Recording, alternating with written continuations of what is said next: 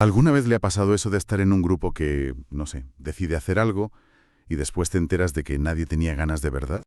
Uf, sí. Una excursión familiar que acabó siendo un suplicio, un proyecto de trabajo que, bueno, no iba a ningún lado, o hasta elegir un restaurante donde al final comes fatal. Totalmente. Esas situaciones un poco absurdas donde parece que el acuerdo del grupo va justo en contra de lo que cada uno querría por separado. Sí, sí. Es curioso cómo a veces, colectivamente, pues tragamos con cosas que solos ni se nos pasarían por la cabeza. Es verdad. Pues hoy vamos a meternos de lleno a analizar un fenómeno psicológico muy interesante llamado la paradoja de Abilene. Vamos a intentar entender por qué pasa esto y cómo influyen las decisiones que tomamos, ¿eh?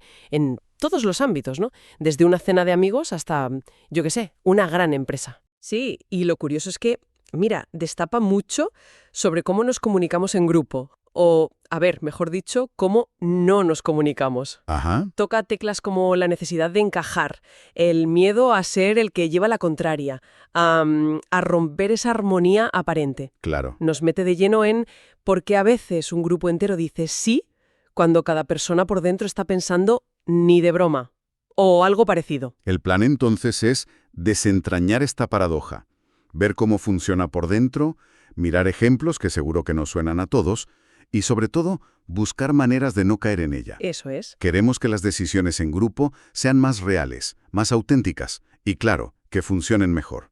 Venga, vamos a ello. Vamos. Hay una historia que le dio nombre a todo esto. Y es bastante gráfica, la verdad, casi cómica si no fuera por lo que implica. Imagina una tarde de muchísimo calor en Coleman, un pueblo de Texas. Una familia, un matrimonio joven y los padres de ella están en el porche jugando al dominó tranquilamente. Se está bien ahí, a la sombra, con limonada. Vamos, lo típico. Sí, un plan tranquilo. De repente, el suegro, quizás buscando animar un poco, dice: ¿y si vamos a Abilene? Abilene está como a 80 kilómetros, ¿eh? Un viaje de 1 hora o así. Ya, con calorazo tejano además. Exacto. La nuera piensa para sus adentros: uf, qué calor, qué paliza de viaje, pero va y dice: qué buena idea. Lo dice porque piensa que los demás igual sí quieren, y claro, no quiere ser ella la que corte el rollo. La típica, ¿no? No querer ser la aguafiestas. Eso es. El marido entonces recoge el testigo. Por mí vale, si a tu madre le apetece. Le pasa la pelota a la suegra, ¿ves? Ujú.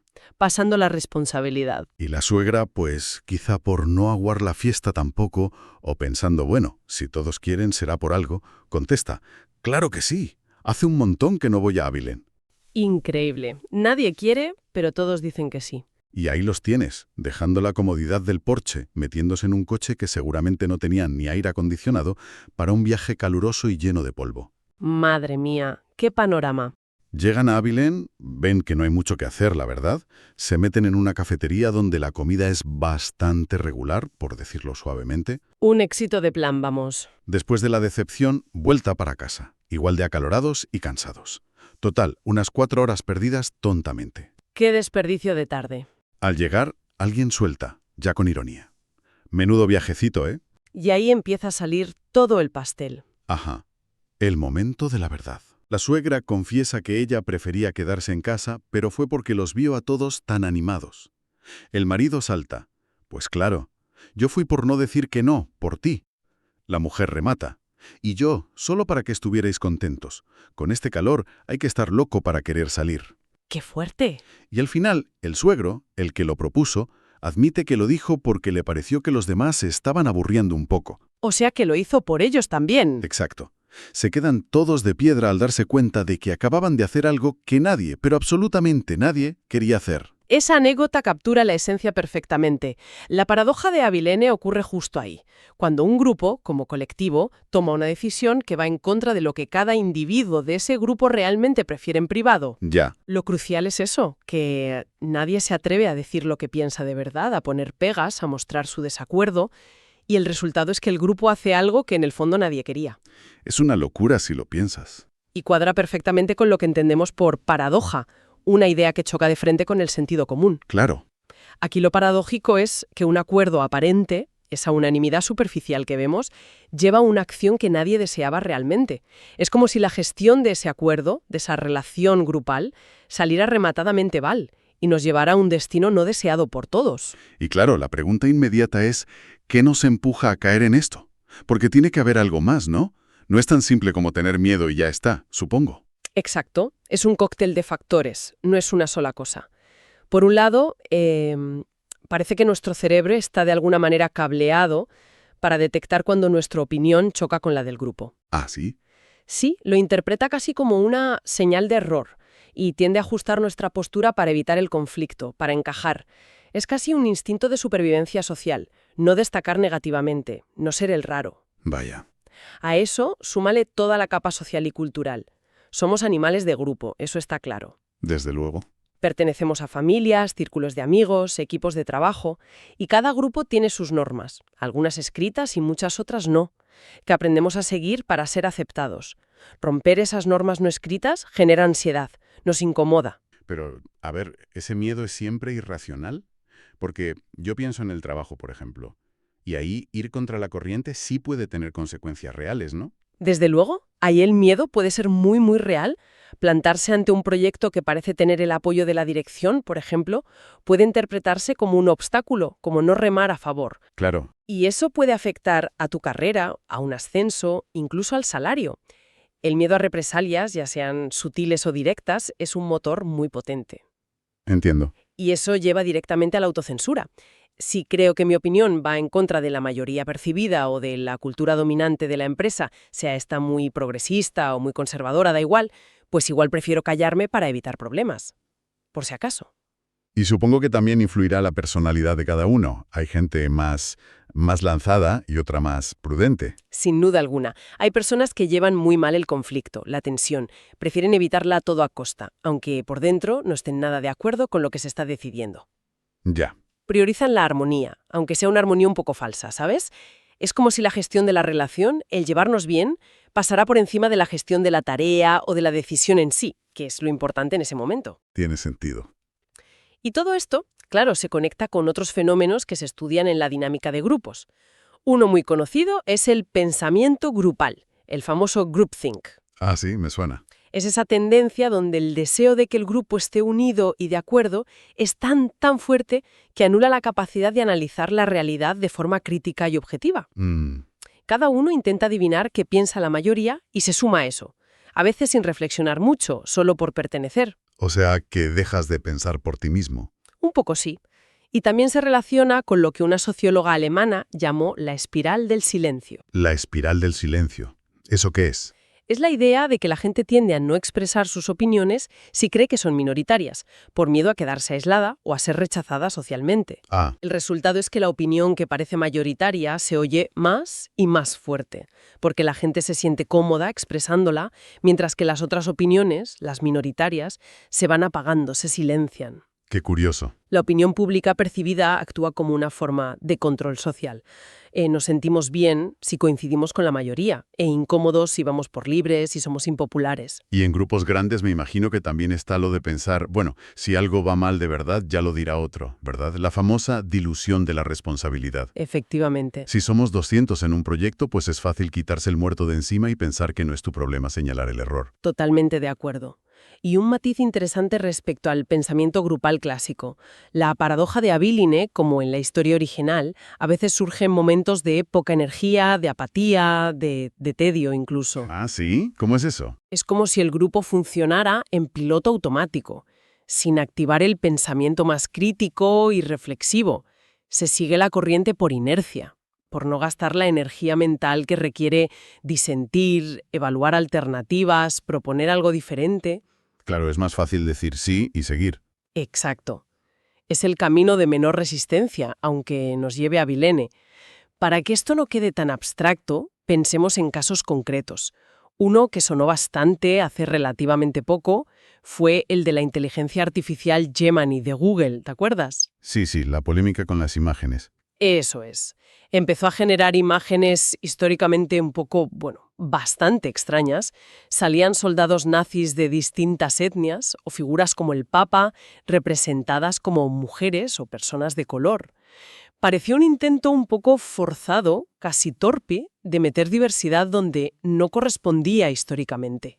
Sí, fue muy comentado. Se montó un buen revuelo, lógicamente, y Google tuvo que parar esa función rápidamente. La pregunta que flotaba en el aire era, ¿cómo pudo salir algo así al público? ¿Nadie dentro se dio cuenta del problema o de la que se podía liar? Claro, esa es la gran pregunta. Y si lo miramos con las gafas de la paradoja de Avilene, lo más probable no es que nadie lo viera. Eso es difícil en una empresa como Google. Ya. Es más plausible que alguien, o quizá varias personas, sí detectaran el problema, las posibles críticas, lo inapropiado de algunas imágenes, pero decidieron no decir nada. ¿Y por qué? Pues pueden ser varias cosas. Quizá por miedo a ir contra la cultura de la empresa, que se percibe como muy enfocada en la diversidad y la inclusión, y temieran ser malinterpretados, tachados de, no sé, de insensibles o de ir contra los valores de la compañía. Entiendo. El miedo a la etiqueta. Exacto.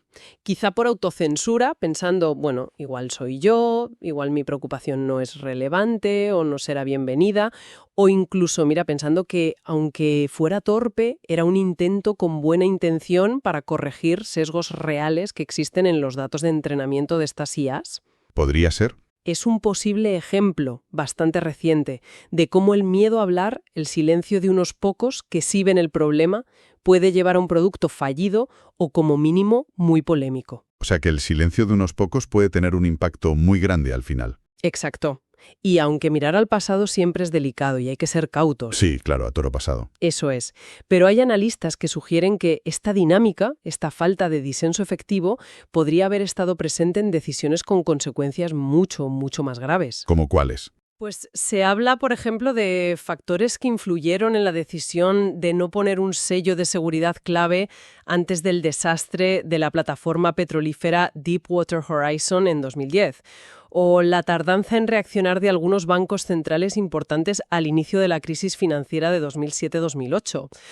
Uf, palabras mayores. Uf, palabras mayores. Incluso en decisiones geopolíticas muy complejas. Algunos análisis retrospectivos, por ejemplo, apuntan a que la decisión de invadir Irak en 2003, basada en informes sobre armas de destrucción masiva, que luego se demostraron erróneos o muy exagerados, pudo tener componentes de pensamiento grupal o de silenciamiento de dudas internas importantes. ¿Ya? O un caso más antiguo pero muy estudiado, la decisión de lanzar el transbordador Challenger en 1986, a pesar de las advertencias claras de ingenieros sobre problemas técnicos con las juntas tóricas a bajas temperaturas.